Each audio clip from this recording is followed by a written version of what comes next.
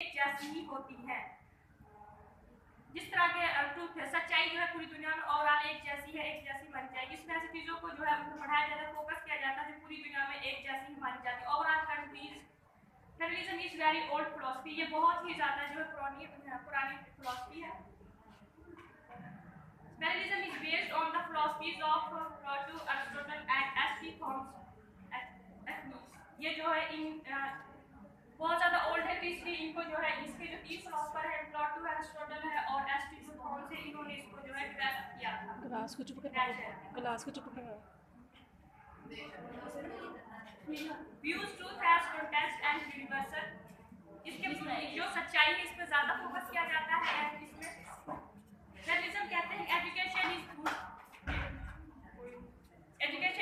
Education जो है अच्छी हो सकती है if it enables the students to acquire knowledge of unchanging principle, मतलब इसमें स्टूडेंट्स को जो है ऐसे प्रिंसिपल जो कभी चेंज ना हो, ओवरऑल जब तक दुनिया बनी है अब तक इसमें जो ऐसे असूल है उनके मुताबिक जो है इसमें फिलॉसफी में पढ़ाया जाता है। Teaching method, role of teacher is like in master of discipline, इसमें जो है टीचर को बहुत ज्यादा फोकस किया जाता है। इसमें कहा जाता है कि टीचर जो है हर चीज जो सिलेक्ट करनी होती है। Method of discipline in the mind through the reading and discussion, इसमें पढ़ाने का तरीका क्या है, इसमें ये कहता है कि जो पढ़ाने का तरीका वो इसमें ये होना चाहिए, रीडिंग जो है आपस में डिस्कशन होनी चाहिए, टीचर और स्टूडेंट के दरमियान जो डिस्कशन होनी चाहिए, इसमें जो मेथड बताया गया है। Why it is called teacher centred, emphasize the importance of transforming knowledge, information and skills from the older generation to the younger one. मारने लगी इधर। टीचर जो इसमें कॉल सेंटर क्यों होता है, क्योंकि जो टीचर ही होता है जो न्यू जनरेशन को जो है इंफॉर्मेशन प्रमोट करता है, उसको जो नॉलेज देता है, स्टेप बाय स्टेप जो टीचर जो है वो नॉलेज देता है। The teacher is not concerned at student interest, इसमें जो स्टूडेंट का जो इंटरेस्ट जो है नहीं देखा जाता। More focus on the curriculum and the nature need, the teacher said everything based on the syllabus, इसमें जो है सब जो सिलेबस है वो टीचर ही सिलेक्ट करता है। टीचर सेंटर फिलॉसफी, इस जो फिलॉसफी होती है इसमें जो ये फोकस होता है, focus on curriculum, sample classroom activity, goal of teacher, goals of students and educational leaders, मतलब इन सब जो इस फेडरलिज्म का जो मेन फोकस होता है ये इन सारी चीजों पे होता है।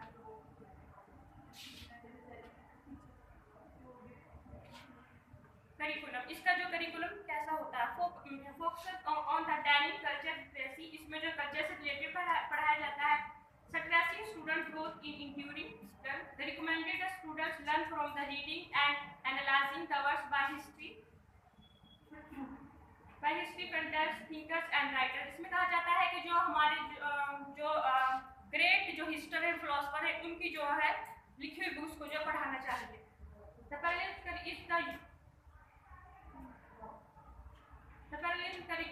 Curriculum is universal. One may view that as human being possess the same essential nature. ये कहता है कि इंसान जो है पूरी दुनिया में तब से बना उसके वो अब से लेकर एक जैसा ही, इसलिए सबको जो है एक जैसा ही करिकुलम जो है देना चाहिए। और करिकुलम ग्रेड बुक्स, ये कहते हैं कि जो बुक्स होती है वो भी एक टीचर की तरह होती है, क्योंकि अगर कोई बच्चा जो अच्छी बुक्स पढ़ेगा तो वो जो है अच्छा उसके पास नॉलेज होगा। तो इसमें जो ये कहते हैं कि बच्चों को जो ग्रेड बुक्स पढ़ानी चाहिए, ग्रेड बुक्स से मुराद जो अजीम बुक है, जो अजीम राइटर्स हैं, develop the intellect of all the learners and prepare them for life। ये कहता है कि पढ़ाने का मकसद क्या होना चाहिए कि बच्चे को जो है लाइफ के लिए तैयार करना है, जो उसके फ्यूचर के लिए, ताकि हम फ्यूचर को जो बैलेंस कर सकें। aims to develop students intellectual and the more qualities, it aims teaching students ways of thinking that will secure individual freedom। इसका जो एम ये होता है कि स्टूडेंट्स जो है अपनी जो इंडिविजुअल फ्रीडम, अपनी आज़ादी के बारे में जान सके, उसके राइट्स क्या उनके बारे में जान सके, एंड उसकी जो जिम्मेदारियां किया है उनके बारे में जान सके। The central aim of education should be develop the power of thought, वो कह रहे हैं अगर आप कोई भी काम करते हो तो आपको पहले पता होना चाहिए मैं काम कर रहा हूँ, आए कि इसके पीछे लॉजिक क्या है, पहले उसके बारे में सोचना चाहिए और फिर वो काम जो है करना चाहिए। सब्जेक्ट ये जो फिलोसफी है ये कहती है ये सब्जेक्ट जो है मस्ट होने चाहिए history, religion, work of literature and art, the laws and principle of science. वो कहते हैं क्यों होने चाहिए, these ideas have the preference for solving the problem in any area. वो कहते हैं अगर स्टूडेंट्स को ये सब्जेक्ट जो पढ़ाया जाए तो वो अपनी आने वाली जिंदगी में हर प्रॉब्लम को जो है सॉल्व अच्छे से कर सकता है। जाहिर सी बात है हिस्ट्री उसने पढ़ी होगी तो पता होगा तारीख में क्या हुआ, तो उनको किसने क्या रास्ता अपना, रिलीजन में तो हर जो है प्रॉब्लम को जो है सॉल्व मौजूद होता है। Assumption, education should collectively human rational mind, मतलब जो है कुछ लोग होते हैं नैरो माइंडेड, वो कहते हैं कि इनमें ऐसा मकसद होना चाहिए कि जो उसके कंजर्वेटिव थिंकिंग है उनको जो है लाइक किया जा सके। Education should human to think practically and thoughtfully, education ऐसी होनी चाहिए जिसमें बच्चे जो प्रैक्टिकली सोचे और थॉटफुली सोच तकलीफ कर सके। एजुकेशन इम्प्लाइज टीचिंग, कहते हैं कि education implies teaching, teaching implies knowledge, knowledge is truth, knowledge is truth, the truth everywhere is the same, and education should be everywhere the same। ये कहते हैं पूरी दुनिया में ना सबके पास करिकुलम भी एक जैसा होनी चाहिए और एजुकेशन भी सबके पास एक जैसी होनी चाहिए। तो कहता है ये सबसे ज़्यादा सच्चाई पर फोकस करते हैं, कहता है सच्चाई पूरी दुनिया में सेम है तो एजुकेशन भी जो है पूरी दुनिया में जो सेम ही होनी चाहिए। A man is the दरवाजा बंद करके जाना। is the same in every age and every society। वो कहते हैं हर माशरे में इंसान जो एक जैसा ही है।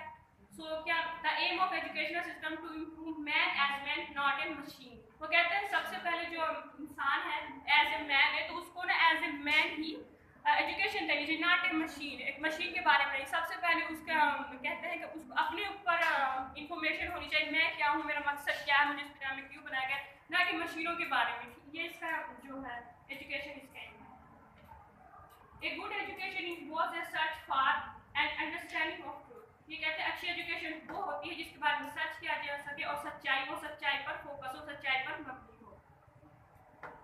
इसका डिस्टेंस क्या होता है, student should be taught hard work. कहते हैं स्टूडेंट को जो हार्ड वर्क होना चाहिए, respect for authority and respect, वो उस रिस्पेक्ट भी करनी चाहिए, रिस्पेक्ट भी होना चाहिए।